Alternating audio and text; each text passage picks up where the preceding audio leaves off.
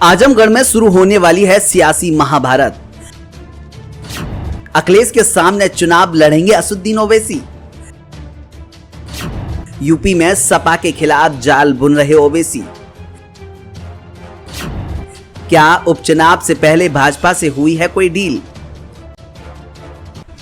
दरअसल यूपी विधानसभा चुनाव में असदुद्दीन ओवैसी की पार्टी सूबे में कोई खास कमाल नहीं दिखा पाई थी। 100 सीटों पर चुनाव लड़ी असदुद्दीन ओवैसी की पार्टी को करीब 4.5 लाख वोट ही मिले थे। आसान शब्दों में कहा जाए तो ओवैसी की पार्टी को हर सीट पर करीब 4500 वोट ही मिले। लेकिन असदुद्दीन ओवैसी ने उत्तर प्रदेश में अपनी संभावनाओं पर विराम नहीं लगाया। बीते कुछ दिनों से सियासी गलियारों में चर्चा है कि असदुद्दीन ओवैसी आजमगढ़ से लोकसभा उपचुनाव लड़ सकते हैं। कयास लगाए जा रहे हैं कि पार्टी के चीफ असदुद्दीन ओवैसी आजमगढ़ के लोकसभा उपचुनाव के जरिए उत्तर प्रदेश में अपनी पार्टी की राजनीति को विस्तार दे सकते हैं। यूपी विधानसभा चुनाव में कोई कमाल नहीं कर सके ओवैसी के लिए निश्चित रूप से ये एक बेहतरीन मौका कहा जा सकता है। इस स्थिति में सवाल उठना लाजमी है कि क्या असदुद्दीन ओवैसी आजमगढ़ से लोकसभा उपचुनाव लड़ेंगे? उत्तर प्रदेश की राजनीति में इन दिनों आजम खान के समाजवादी पार्टी के अध्यक्ष अखिलेश यादव से नाराज होने की खबरें काफी चर्चा में हैं।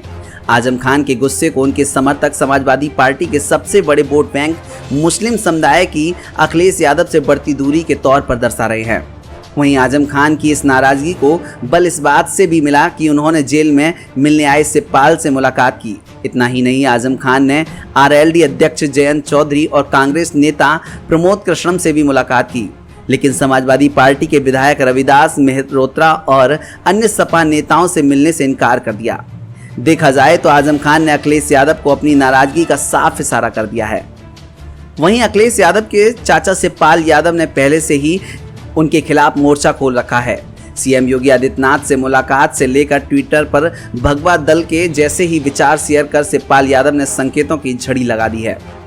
खैर, इन सबसे इतर यहाँ सबसे बड़ा चौंकाने वाला तथ्य यह है कि यूपी विधानसभा चुनाव से पहले शिवपाल यादव उसी भागीदारी संकल्प मोर्चा के साथ जुड़े थे जिसमें असदुद्दीन ओवैसी की पार्टी AIMIM शामिल थी।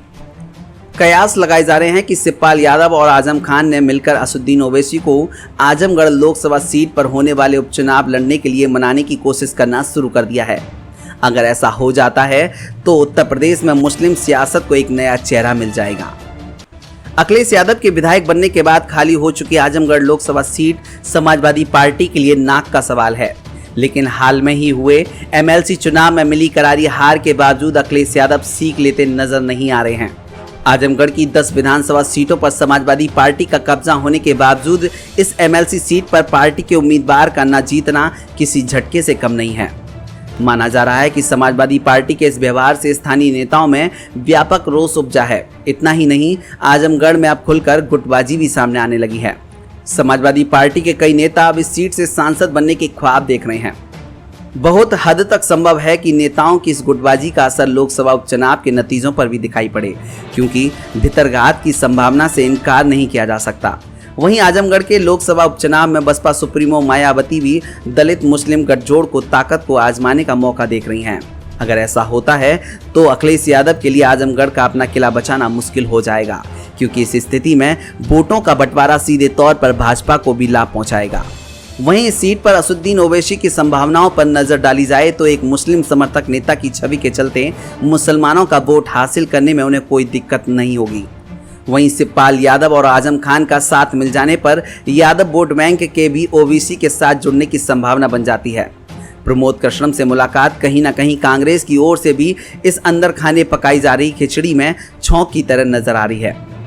आसान शब्दों में कहा जाए तो असदुद्दीन ओवैसी के लिए आजमगढ़ में संभावनाओं की कमी नहीं है, लेकिन इसके लिए उन्हें अपने गढ़ हैदराबाद को छोड़ना होगा।